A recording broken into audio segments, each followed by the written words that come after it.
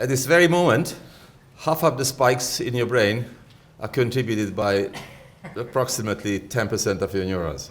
But of course, if I have to give this talk with half of my brain performance, you will fall asleep very quickly.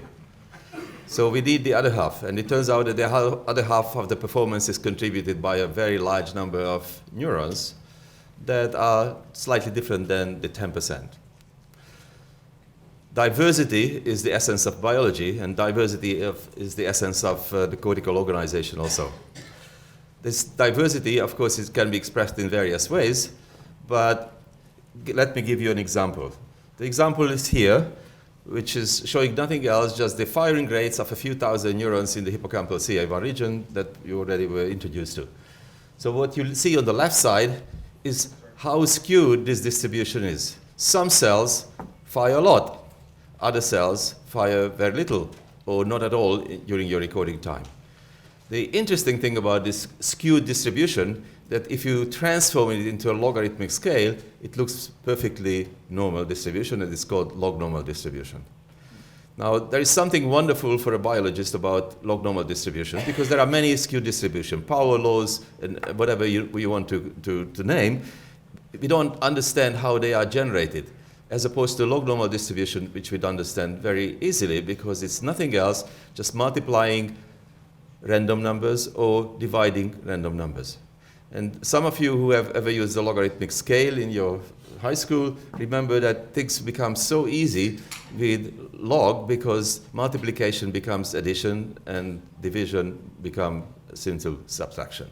And this is the kind of thing that the brain likes to exploit, and this is what I'd like to emphasize, why we need to record from so many neurons. So Howard talked about various things, and he described us how complicated it is to represent every single thing in life.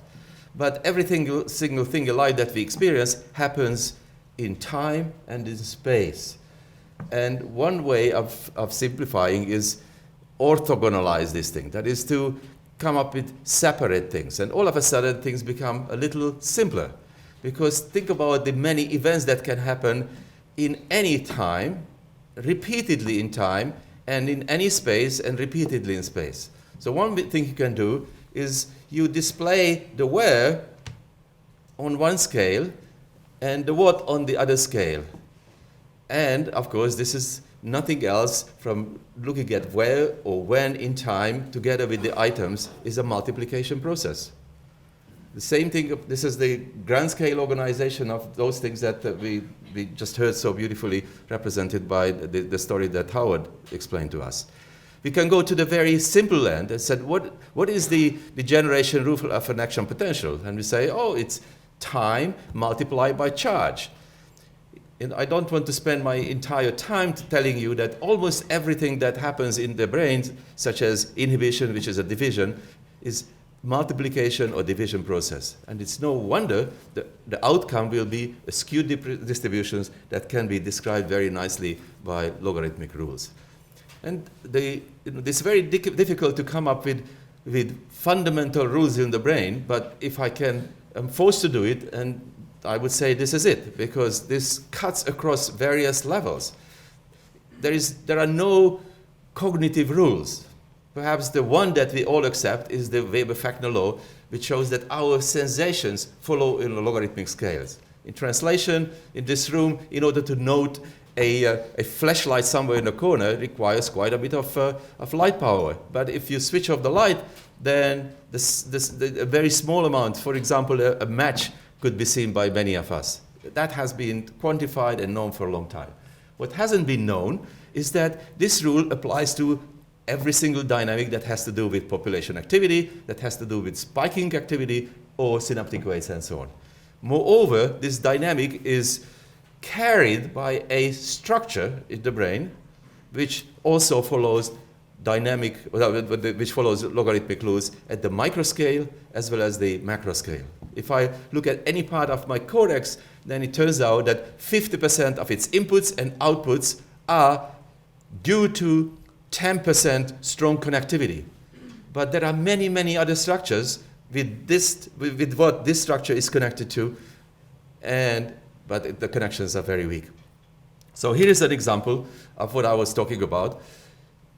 Anywhere we look at the hippocampal entorhinal system, we can go perirhinal, we can go prefrontal cortex, we can go anywhere in the nervous system, thalamus, spinal cord of the turtle or any other creature, this log-normal distribution will prevail. And this change a little bit across different behaviors, but they are there. So then the question is, what happens to the diligent minority that is active in your brain? How long should they work? The answer is, this minority is not changeable. They are there forever, perhaps, but at least for weeks. But here's an example that I'd like to show you that indeed is the same minority that works very hard.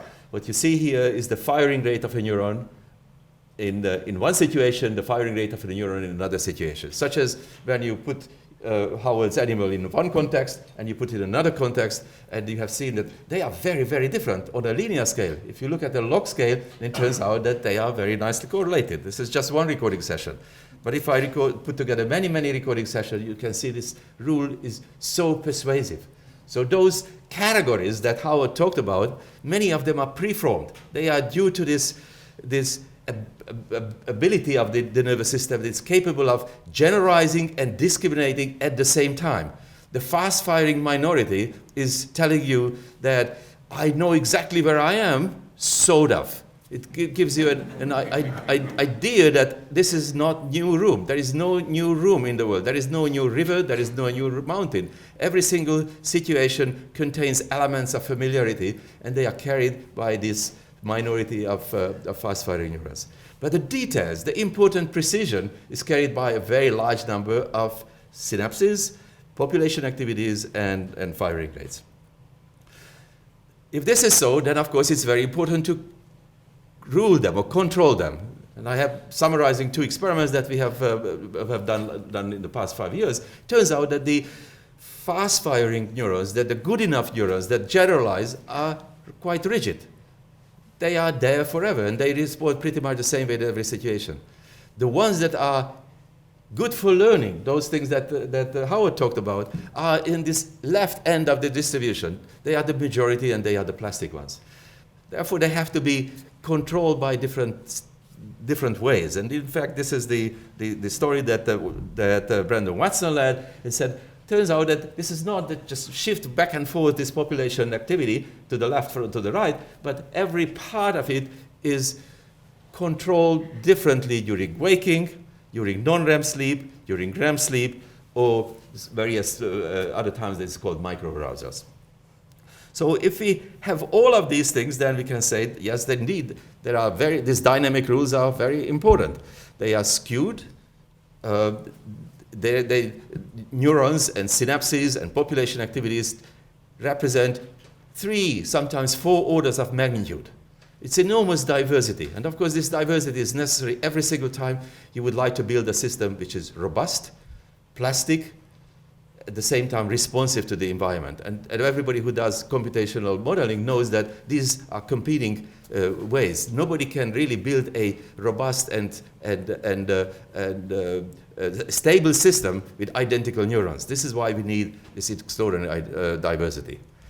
If this is a rule in the brain, then we have to find methods that are capable of recording from a large number of them, not only from the fast-firing minority, because we would very much bias our sampling and find answers that are not necessarily true. So what are these steps? There are multiple steps, as we heard of 50 years of improvement and struggle and revolution of recordings. And we need to understand the nervous system at the level of spikes. So we need methods that are capable of resolving single neurons at the single spike level. And the reason why this is important, because the common currency of the brain, the communication in the brain, is spikes. No matter what you are doing, you can record a volt signal, you can record the calcium signal, you can do whatever you want. Eventually, you have to convert back your thinking in order to understand the circuit to spikes.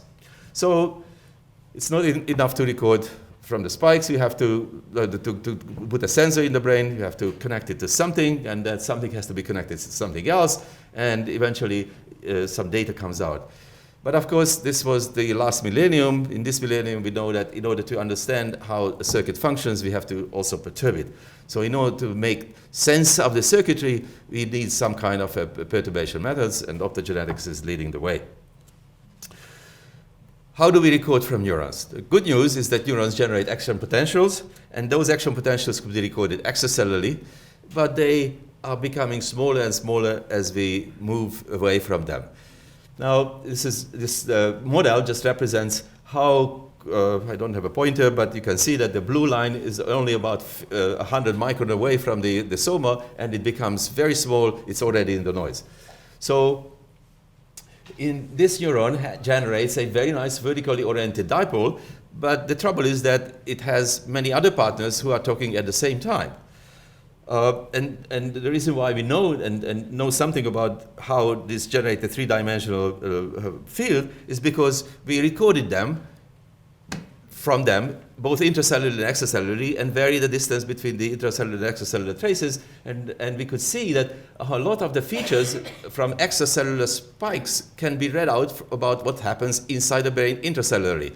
Here are a couple of rules. The problem is that with extracellular recordings is that the waveforms change tremendously. In this case, we have an intracellular recording in vivo in a dendrite, and then the extracellular recordings are done along the axis of this pyramidal cell. And you can see extracellularly that the waveforms are quite robustly different. They are very different when you are very close to the cell body or away from the cell body, not only the amplitude, but many other features. They are also different in time. So when a neuron is depolarized or when a neuron bursts, then every single spike is different. So in the extracellular space, we see spikes that are large amplitude, the rise time, the decay time, the half amplitude spike with everything changes. Moreover, they broadcast their signals differentially in the two-dimensional space. So for example, these vertically oriented apical dendrites of layer 5 pyramidal cells generate very large extracellular fields. So you may have a single electrode in layer 2 or 3, and you might be thinking you are recording from a neuron whose cell body is there, but in fact you are recording from a dendrite from a layer 5 neurons. The message of all these things is that methods that are looking at the waveforms or waveform changes will fail because waveforms of the same neurons change dramatically. The same applies to those methods that are trying to look at the amplitude, because not only the waveform, the amplitude also changes. So the only thing that is left, not the only thing, but another thing that is left for us is looking at space. So if everybody in this room would speak the same language in Hungarian, and everybody would be having the same sound, the same pitch, the only way to separate each of you would be triangulation, to see where you are in space. And this method is not new. Of course, people have used it for a long period of time in order to decipher which direction your heart is and how the activity travels in the heart. But that's a simple scenario because you have only one heart. But imagine if you had 100 or 1,000 of hearts, then how do you use that? Same method. You use as many electrodes in the extracellular space, so as many microphones in the room to separate each of your voices. And the game now is to record from as many sides as possible. So this is the revolutionary method called tetrode, which is usually associated with these gentlemen's names, but it turns out that Najafi and Weiss about the same time used 4 recording sites to make tetrode recordings in the codex using the same triangulation processes. So over the years, various electrodes have been introduced, various attempts were made. Most of them are due to guessing games.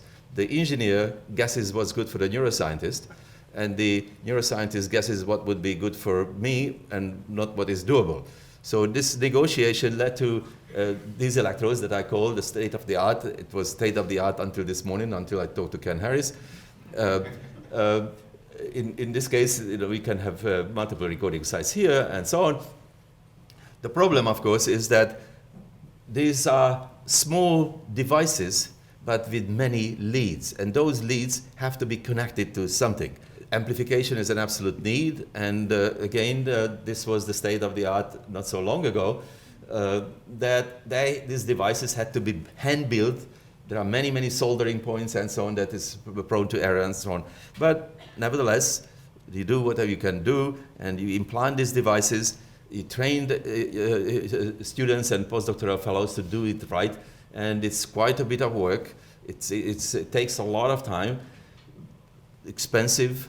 The headgear is very, very large, but the yield eventually is very, very good. You see a beautiful two-dimensional display of what's going on in the brain dynamic. So it would make a lot of sense, of course, is to make this very small. And with Ken, we have spent quite a bit of time to make so-called active probes. But over the years, we learned that active probes have enormous advantages, but they have pitfalls, which is they hate light. They don't like light. They are very sensitive to it. So this leads to next challenges that we have to face. So this is what I said is the state of art, at least for chronic recording in freely moving animals. Nobody has done more at the moment in freely moving animals. But this is the future, perhaps. I called it the Lamborghini of the neurophysiologist. This is what we were always dreaming about. And whenever they said, Ken asked me, what is the right electrode? And this is what Tim Harris asked me. He said, the right electrode is that has nothing else on the surface, just recording side, side, side, side. This is this beautiful electrode that covers every single part of it. If I can have one more wish, then I would say, do it on the other side as well. And there is still a black challenge with this. Make sure that it is compatible with optogenetics. Because, remember, in order to understand the circuitry, you need the other side, which is this part of the game. So what do you do when the engineers don't deliver these devices to you? You hand fabricate it. Everybody in this room who deals with silicon knows that you can etch them, extremely dangerous. You don't want to have hydrofluoric acid in your laboratory because this is the most dangerous substance. But nevertheless, we do. You can etch it down, and then if you have good enough postdocs in your laboratory, then they can place manually these things on the end of existing silicon probes. You just go to Neurons, you buy this, and then you attach them one by one. We hope that things can be much better, and indeed things are much, much better today, thanks to UC Kuhn and his group, that now we can make, or they can make, neuron-size LEDs that can be turned on in any configuration. I don't have time to show the results. We have a wonderful poster by Dan English and Sam McKenzie about the results of this new probe. I recommend it to you. Indeed, there are wonderful ways of recording from them.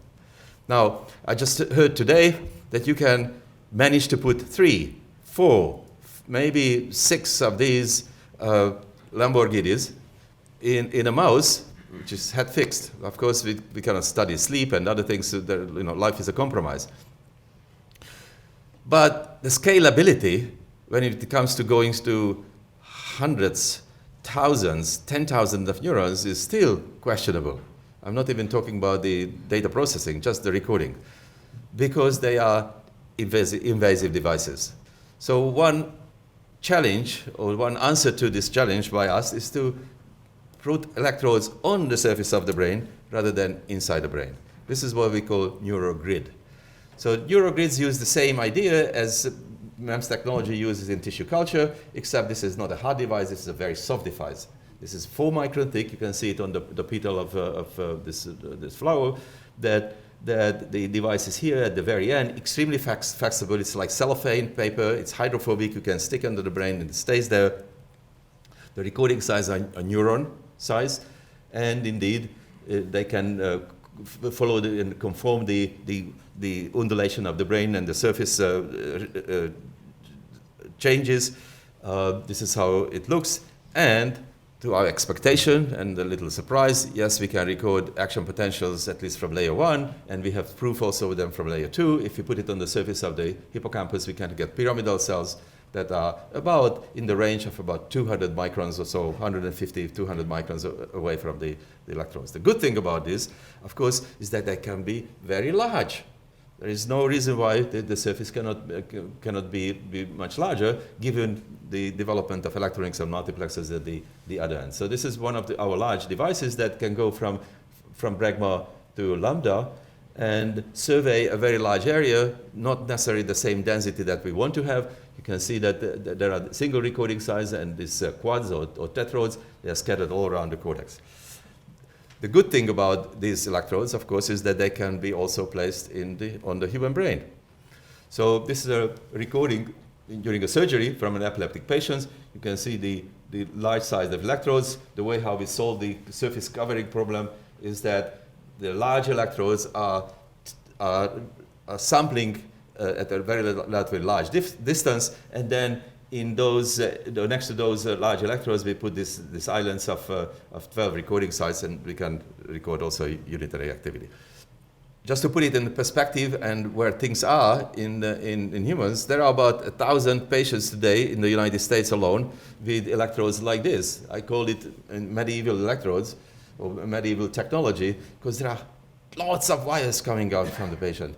The patient is anchored to bed and to a registration system and is there for 14 days. How lovely it would be to replace it, something like this. This is the size that we currently put in. But this entire thing can be replaced by this cellophane paper, and there is no reason why we cannot record from thousands or probably tens of thousands of recording sites. And understandably, this is only from the surface, and it's limited by the electronics outside. We cannot really put any active things in the human brain, but we can place them outside. But once you achieve that, then all this technology can be replaced right away with organic material. So Neurogrids have a future. They can generate large amount of data, but we already heard from Howard that's not necessarily bad news, because with large amounts of data, certain targeted questions just can be answered in a crispier way. It is like when you had a very small monitor many years ago, the resolution was poor. Using the same ideas, the same technology, things just become clearer and clearer. And the many more neurons you have, the better you are off. This is listing what I just told about. This was nothing else, of course, but just interfacing the brain with electronics. There are a number of other steps that we have to solve, which has something to do with modeling and clustering and so on. So this is an enterprise that starts with a collaboration between engineers and neuroscientists, but there have to be a nice collaboration and interpretation or a translation also from this direction, and this has to go together in the loop. So at the end, I'd like to acknowledge for those people who at least contributed those things that I talked to you today, and I like to thank the long-term collaboration that I had a chance over the past, not 50, but the past 30 years with Ken Weiss and now with UCQ. Thank you. Proofs for that, experimental proof in several groundbreaking papers. So there is indeed an abnormality within this network. These were adults, these were patients, so already with a disease, with a first psychotic episode.